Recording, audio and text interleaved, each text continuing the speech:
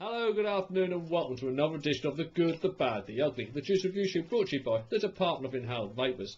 Now, the juice I want to show you today is from Phoenix Eliquids, which you may have seen their kiosks that start popping up around Norfolk area, Phoenix E6. And the one I want to show you today is part of their Dynamic Trio range, Kaboom,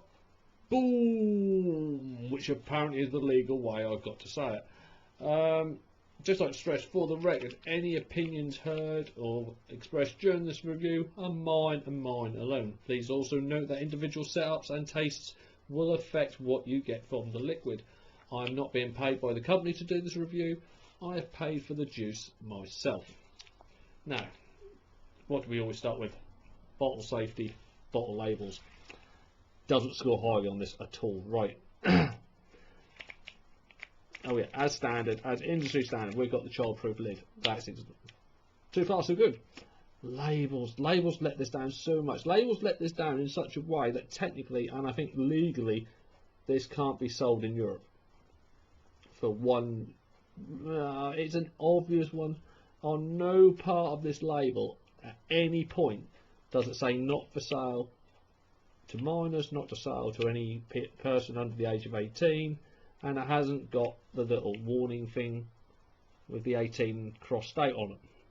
The only two warnings we have on there really are the skull and crossbone toxic label and the hazardous to the environment label. Be careful how you dispose of the bottle. So straight away, it's not EU compliant, shouldn't be sold. So however, whatever I feel of the juice in the second part of this, it don't matter. I can't recommend this juice straight off the bat just from that. Other problems I've got, but it's a paper label. I mean, it's a plastic bottle anyway, as a paper label. So of course you squeeze the bottle, and that's what it does to your label.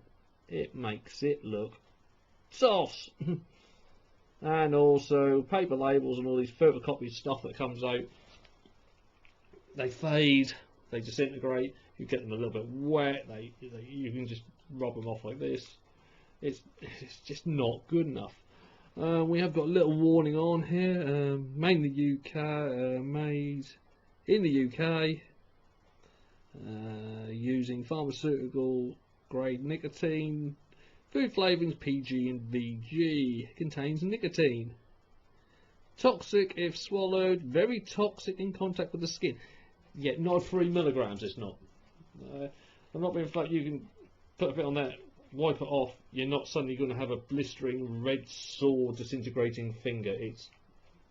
Let's just keep it. How many people who are probably new to vaping who have read that and gone, oh my god, I've just spilt some on myself, who are now probably wasting medical time seeking medical assistance they don't actually need because of warnings like this. To grind my gears. Anyway, what else we got here? Keep out the reach of children and store in a locked place. In case of accident or if you're feeling unwell, seek medical advice immediately and show the label. May contain traces of nuts. Do you know what? And that's very hard to read. That's the other problem I have with it. The colour clash of that bit and the fact that it's not incredibly large writing. Yeah, I can't recommend it. No, I mean, the other reason I can't recommend it, I'll come to at the end. Okay, no, I'll give you my little review on what I think of the flavourings, but I'll give you another reason at the end why I can't recommend this juice. Anyway, my weapon of choice has to be one of these. Even having it the right way up will do. Yes, I had to get one. Snow Wolf went and bit the big one, so I needed another little 200 watt device, and these were cheap.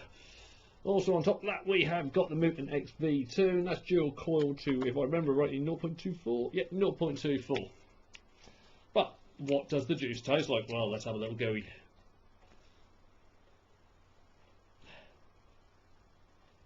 Straight off the bat you can smell menthol. And there's a kind of rather nice berry mixture going into it. I felt it's very strong blackcurrant, but there is something else that's just permutating with it. Have a quick go.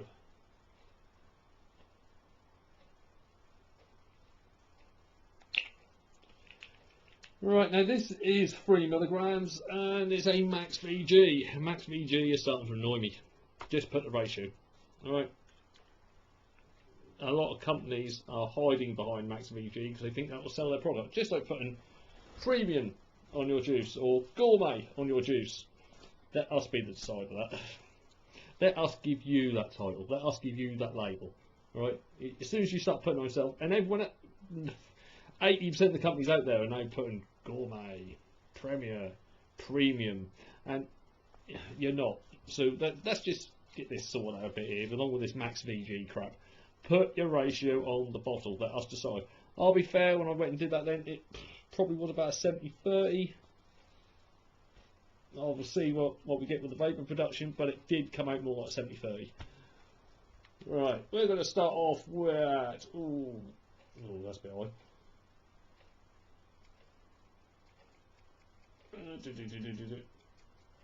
Right, we're going to start at 60 watts, which is 3.8 volts.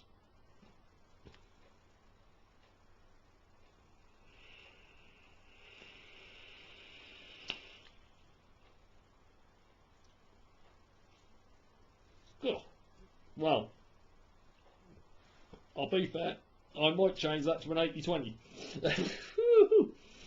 Wow, I can breathe. Initial taste. If you kind of get a bit of everything. You get the aniseed, and you get the fruit. The menthol, you do get a blast, a cold blast of menthol in your mouth, but that kind of sits here.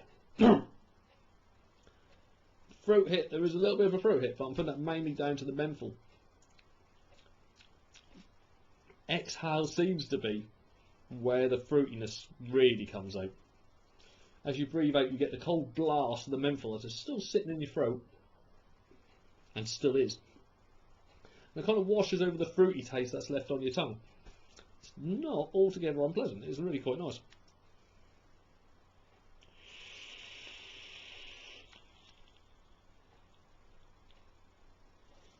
I can tell it's high VG because just doing that nose exhale, I'm running like a tap. Ugh. Yeah, flavour wise not too bad. The menthol is actually quite strong. And I can breathe, I can really breathe.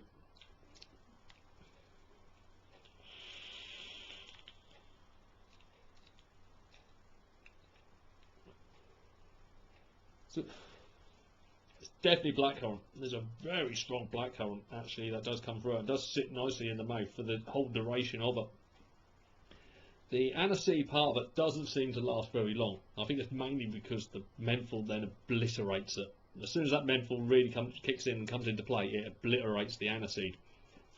But you are still left with this very fruity blackcurrant and the menthol. That's not bad. That's not bad. I'm going to go up.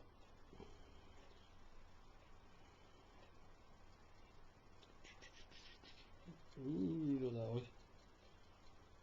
Right, we're up to 73.4, which is 4.2, or basically a brand new battery in a mech without any overload.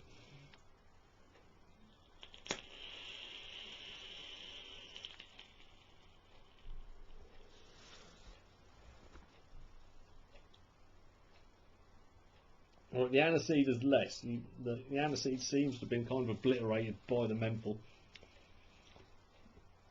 But a raspberry taste has kind of come out with the blackberry. That's made a very nice mixed berry, menthol mixed berry flavour. I'm going to have a little bit more of a top up.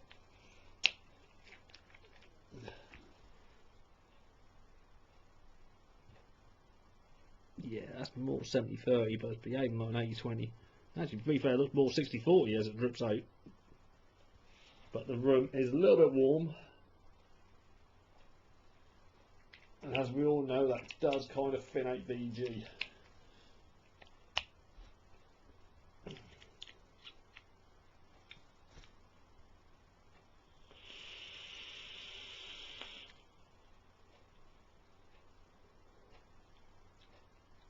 That's really nice. That is really nice.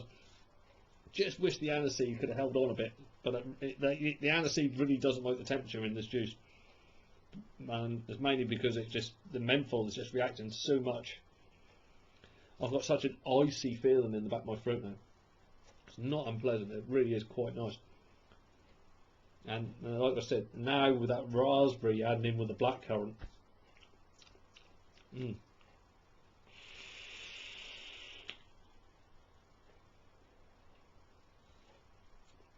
that's not bad at all, actually. I'm going to go up a little bit higher.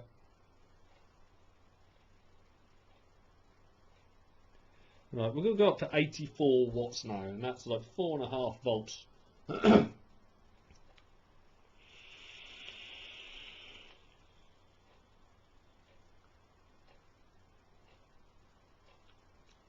No aniseed whatsoever now. The aniseed's been totally obliterated. Kind of get a nice warm fruit sensation, which is unusual. More like a hot pie filling of fruit, of berries. Menthol is causing irritation with the throat. And I find that the more it goes up, the more that is actually causing a rough irritation on the throat. Yeah. Final thoughts. Well, the juice flavour itself isn't that bad. The label completely lets it down. I mean, it lets it down to the point where legally I don't think it should be sold in Europe.